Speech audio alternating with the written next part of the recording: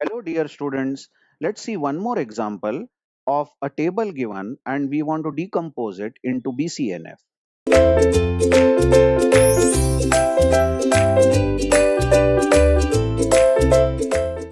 This is the table given. We want to decompose it into BCNF. So you may not see some few lines completely in this video, but don't worry, I will scroll it later on. Just follow the text given. So to check whether the table is in BCNF, we will first find out the candidate keys, and there are two candidate keys, AB and DB are the candidate keys. Just check it on your own. This table has AB and DB as the candidate key. You can find AB closure. AB closure will contain ABCD, and DB closure will also contain ABCD. Okay, so two candidate keys are there.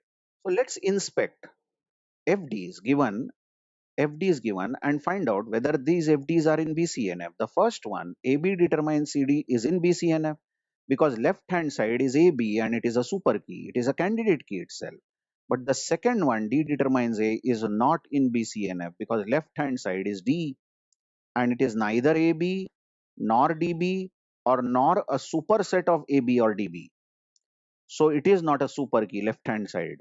So D determines A is not BCNF because LHS is not a super key. So as usual, we find D closure. D closure is going to contain D and A. Yes, nothing else.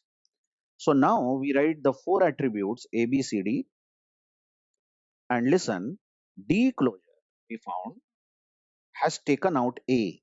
That means D closure is going to take out A, we strike out A, and we have two attributes over here, D comma A. Correct? Let's call it as R1.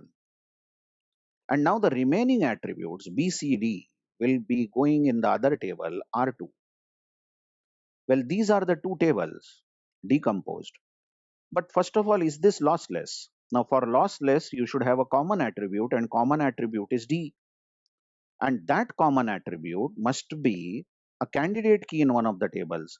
It is but natural that D is the candidate key of R1 because that's the way how we got this. D plus gave us A. That means D can determine all the attributes of this table. So common attribute is the candidate key of R1. So lossless is definite. But is this FD preserving? Let's see the original FDs and are all these FDs preserved? AB determines CD and D determines A. It is very much visible that D determines A is satisfied, come on, by R1 because D and A are present in R1. But there is no chance that AB determines CD can be satisfied by any of these tables because A is missing in R2 and B and C are missing in R1. Now, those who have genuinely seen the videos of FD preserving, there was a big method, long method I explained for checking FD preserving. So actually, we should go by that method. What was that method really? If BCD are the attributes over here in R2, then we write all possible non-trivial dependencies, all possible non-trivial dependencies. Non-trivial dependencies are B determines C, B determines D, correct? Then C determines B, correct? Then C determines D. All these dependencies will we write and we see which one are satisfied. Those which are not satisfied are simply striked out. So how do you know whether B determines C is satisfied? We find B closure. We find B closure using our original FD set. And B closure is going to simply contain B. That is, B closure does not contain C. So B cannot determine C. We strike out this. So we write all the FDs which are possible, isn't it, on R2, and then we find closure of the left hand side and we see whether the right hand side of the FD is there in that closure or not. Are you understanding? So similarly, is B determining D? Is this satisfied? No, because we've just now found B closure. B closure is containing only B. So B cannot determine D. So is this C determining B? Is this satisfied? No, not really, because C closure also will contain only C. Check the original FD is given. Check this. And C closure is going to contain only C. C can't determine B. C can't determine D, and so on and so on. What else? What else you can determine?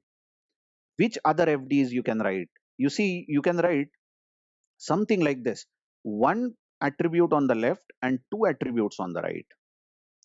Isn't it so? Like C determines BD, correct? And D determines BC. We saw this, we saw all this procedure in lossless and FD preserving decomposition. So we are trying hard all the FDs and we see, is any FD satisfied?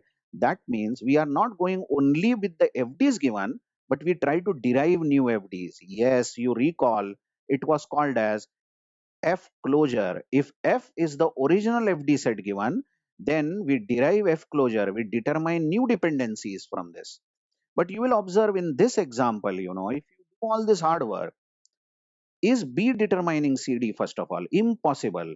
Because B closure contains only B. Check the original FD set. Hello again. B plus contains only B.